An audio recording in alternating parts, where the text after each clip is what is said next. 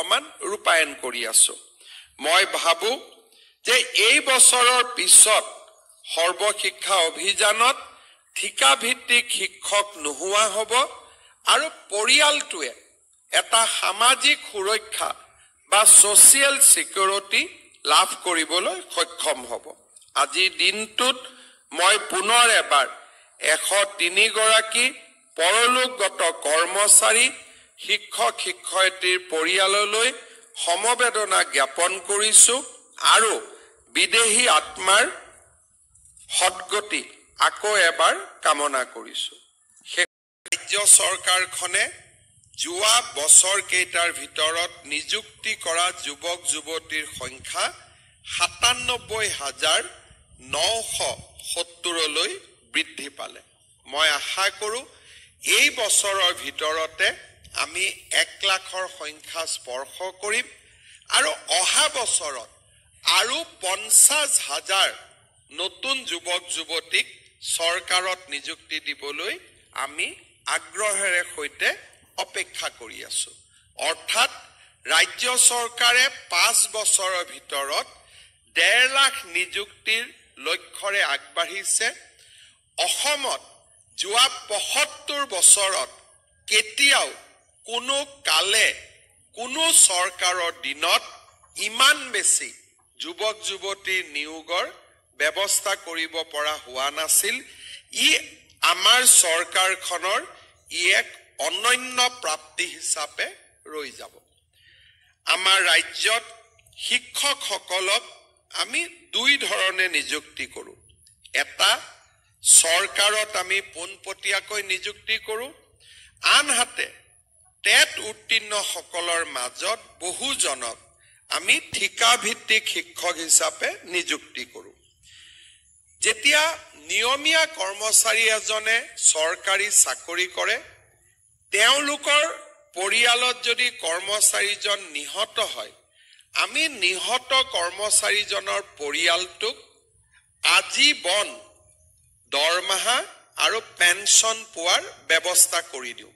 যাতে পৰিয়ালটোৱে কোনো এটা দিনতো এই কৰ্মচাৰীজনৰ অভাৱ আৰ্থিকভাৱে অনুভৱ কৰিবলগীয়া নহয় সৰ্বশিক্ষা অভিযানত তেনে ব্যৱস্থা নাই আৰু সেয়েহে যোৱা বছৰত কৰ্মৰত অৱস্থাত নিহত হোৱা 103 গৰাকী পৰলোকগত কৰ্মচাৰী আৰু শিক্ষক শিক্ষয়িত্ৰীৰ পৰিয়ালক আজি আমি 5 লাখ টকাকৈ এককালীন সাহায্য আগবঢ়াইছো ইয়াৰ লগে লগে আমাৰ চৰকাৰে এই বছৰ এটা নতুন পদক্ষেপ লৈছে যে সৰ্বশিক্ষা অভিযানত ঠিকাভিত্তিক শিক্ষক ৰূপে কাম কৰা আটাইকেইজন শিক্ষকক ৩৫,০০০ শিক্ষকক অসম চৰকাৰত নিয়মীয়াকৰণ অৰ্থাৎ অসম চৰকাৰৰ ৰেগুলাৰ কৰ্মচাৰী হিচাপে আমি নিযুক্তিৰ বাবে প্ৰক্ৰিয়া আগুৱাই লৈ গৈছো এই ৩৫,০০০ শিক্ষক শিক্ষয়িত্ৰীৰ চাকৰি আমি যেতিয়া নিয়মীয়া কৰিম ভৱিষ্যতে ভগৱানে নকৰক তেওঁলোকৰ পৰিয়ালত এনে ধৰণৰ দুৰ্যোগ আহি পৰিলে তেওঁলোকে তেওঁলোকৰ চাকৰিত থকা ৰেচিডুৱাৰী চাকৰি থকা কালছোৱাত পূৰ্ণ দৰমহা পাব আৰু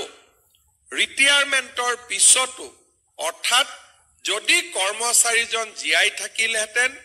তেওঁৰ যিটো ৰিটায়াৰমেণ্ট হ'ব সেই ৰিটায়াৰমেণ্টৰ পিছতো যদিও কৰ্মচাৰীজন আমাৰ মাজত নাই তেওঁ পেনশনো পাই থাকিব আমাৰ এই ধৰণৰ ব্যৱস্থা অসমত আমি বৰ্তমান ৰূপায়ণ কৰি আছো মই ভাবো যে এই বছৰৰ পিছত সৰ্বশিক্ষা অভিযানত